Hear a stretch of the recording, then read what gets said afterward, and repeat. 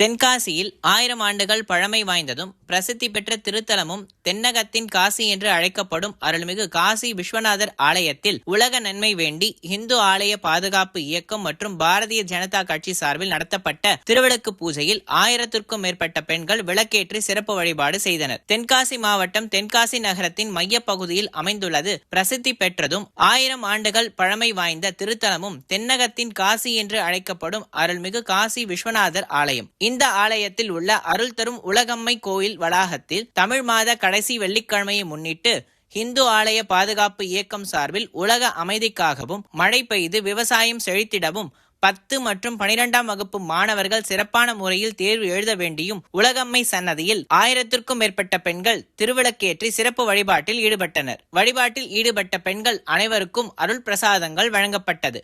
இவ்விழாவின் ஏற்பாடுகளை இந்து ஆலய பாதுகாப்பு இயக்கத்தின் நிர்வாகிகள், பொறுப்பாளர்கள் மற்றும் பாரதிய ஜனதா கட்சியின் நிர்வாகிகள் செய்திருந்தனர்.